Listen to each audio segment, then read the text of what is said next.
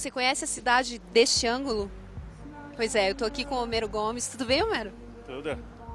Homero Gomes, que é mais um fantasma civil, mas ele acabou de me dizer que não é bem assim, né? Que não são só os escritores participantes aí do Fantasma Civil, que são os fantasmas civis, né? É isso aí. Eu acredito que nós temos várias espécies de fantasmas. Não só os poetas que fazem parte dessa antologia, que foram vários, inclusive ressuscitados, né? Como o Roberto Prado, que voltou aí ativo. Mas os moradores, por exemplo, de regiões como essa aqui. Tem Hugo Lang do lado, Cristo Rei, Alto da 15.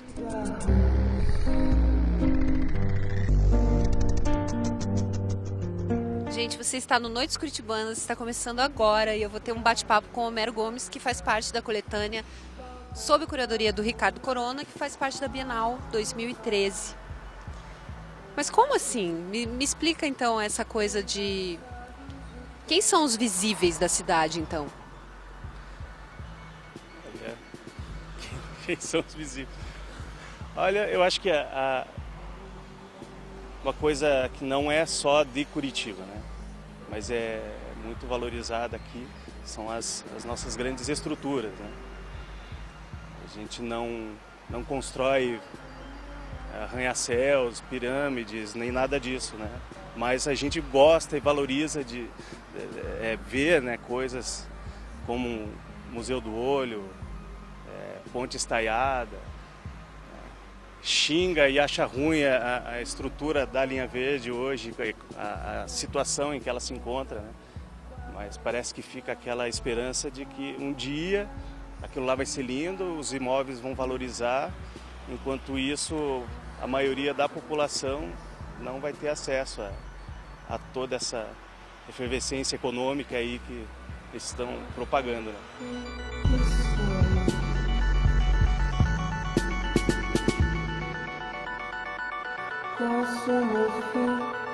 Me conta, quando foi que você começou a escrever?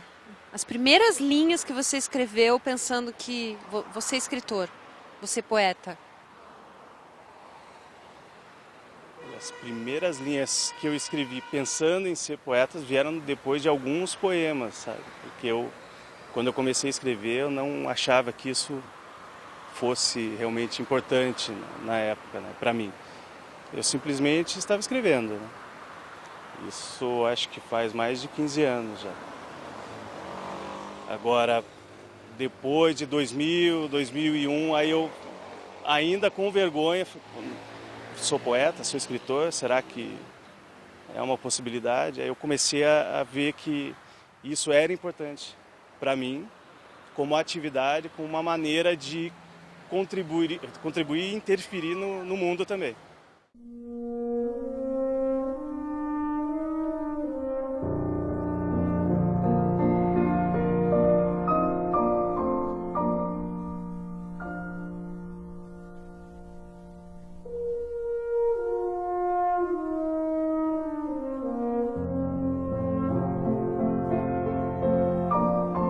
Então você começou a escrever sem ter muita consciência de que aquilo poderia ser poesia. Isso tinha influência em casa? As pessoas na sua família liam? Você estava sempre envolvido em livros? Sempre com livros em casa, mas não propriamente de poesia. Tem uma história interessante. Meu pai, isso quando eu era muito pequeno, eu lembro de acordar de madrugada, o quarto de estudo dele era o meu. E ele, na época, estava estudando para concurso para magistratura, né? Ficou anos estudando. E eu lembro dele estudando, às vezes com aula gravada, tentando deixar o volume bem baixo, né? Então, eu recordo dele sempre escrevendo. Eu acho que isso acabou ficando na minha cabeça, porque hoje, né, mesmo com aulas, né, tendo que dar aulas de manhã, eu, às vezes, me pego 1, 2 horas da manhã escrevendo.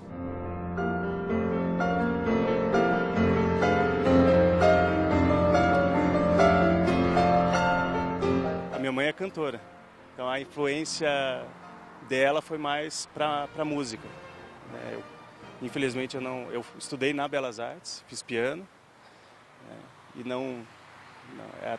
São coisas que não se consegue conciliar. Uma vida profissional, com família, estudo, se a pessoa não tem aquilo focado, né, focar no estudo de música erudita, não vai para frente. Então, eu guardei esse gosto pela música, né? Os meus pais, os dois, gostam muito de música erudita, né? E eu trouxe esse prazer também para a literatura, né? Embora os meus poemas não sejam musicais, né? Mas eu tenho sempre alguma referência em contos e em romance eu sempre tento colocar alguma referência musical. Quem que é sua mãe? A mãe Vera Lúcia, da cantora sacra. Meu pai é Homero também. Você disse que os teus poemas não são musicais. Leia um poema pra gente aí, aleatório, desse seu livro Solidão de Caronte. Vamos lá. Aleatório, assim, sortear. Vento repentino no deserto. Ele fala de solidão. Encontrar abraços nas dunas, areia nos olhos, o vento repentino, tudo se perde. Caminhamos a esmo e nos encontramos. Os morros caminham querendo enganar. Nos perdemos nos olhos conhecidos. Visões embaçadas na tensão das pernas. Areia nos olhos, o vento repentino. Os morros caminham, ficamos sozinhos. Os braços abandonados, balançando ao lado do corpo. Nos perdemos tentando encontrar abraços nas dunas. A boca seca com o vento repentino. O beijo dos morros que caminham se perde. Tudo se perde. Areia nos olhos, mas caminhamos a esmo, sobre o deserto. No corpo, o calor da ausência. Um abraço no vazio, engano dos olhos. O vento forte arranha a face, com areia que entra nos olhos secos. Lágrimas viram cristais de sal.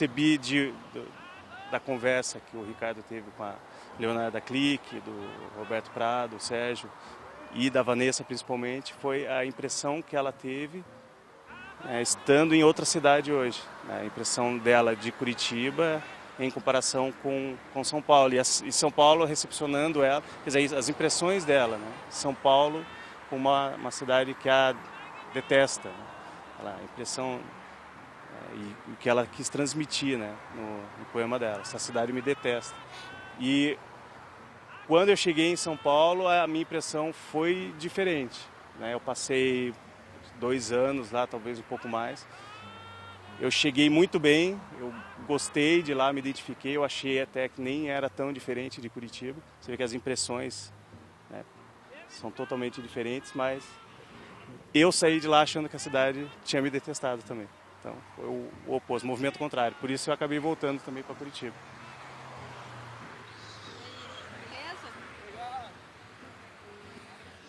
Você falou em ar rarefeito, né?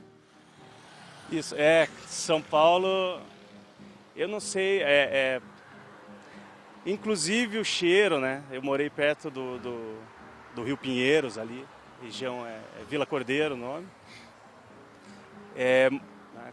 Quatro quadras lá, são naquela região, quadras grandes ali perto da Globo, né?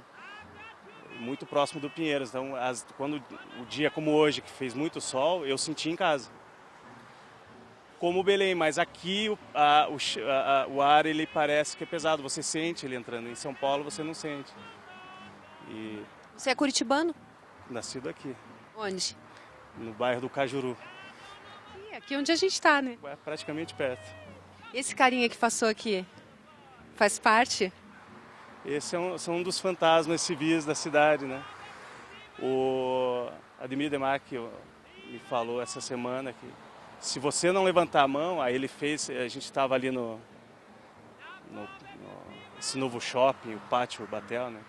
Ele falou que foi interessante porque é a poesia se marmorizando, né? Ele falou, se eu erguer a mão aqui, vai todo mundo olhar para mim, vai, por que ele está erguendo a mão? Então você tem que tentar aparecer de algum jeito. Quando é que foi? Daí você decidiu fazer letras, foi o curso que você escolheu? De cara, assim. Eu na época eu estava fazendo, também por influência dos pais, a gente deve muito aos pais, né? Eu acho que a nossa formação. Eu fazia engenharia mecatrônica na época, lá na PUC. E eu lembro que já no primeiro mês de aula, eu falei, pai, não vai dar certo. Aí minha mãe falou, não, mas peraí, tenta mais um pouco. Eu falei, não, eu tinha uma poupancinha, já tinha entregado já no primeiro mês para eles. Eu falei, vocês estão gastando demais aí, a mensalidade já naquela época era cara, né? Hoje eu não faço nem ideia. Aí eu fiquei 1 ano e meio, também quase 2 anos, eu falei, vou sair, né? Vou sair. E aí eu costumava ir à biblioteca, ao invés de estudar cálculo, geometria analítica, eu ficava os livros do lado. Aí eu pegava literatura, né? Aí já escrevia na época. Eu falei, vou ser poeta, vou ser escritor. E como é que foi o convite do Ricardo Corona para o Fantasma Civil? Foi um susto, né? Porque os meus poemas, eles não têm um local específico, eu tento não colocar uma geografia, né, neles. Tem muita porcaria guardada, né? Mas mesmo assim fui atrás. Aí eu descobri uma crônica de um personagem meu, né, de um romance que eu estou planejando, seria o segundo, eu tenho um pronto, já concluído, e o segundo romance já aparece esse personagem, e ele escreve esses textos, né, são hipergrafismos, né, o rapaz já está num período já mais atormentado, foge da família, né, e esses textos ele acaba se comunicando com outro escritor, querendo até um aval, assim, tipo, para ver se realmente aquilo está além de uma psicopatia, se é realmente se é literatura. Então eu escrevi muitas dessas narrativas crônicas, né?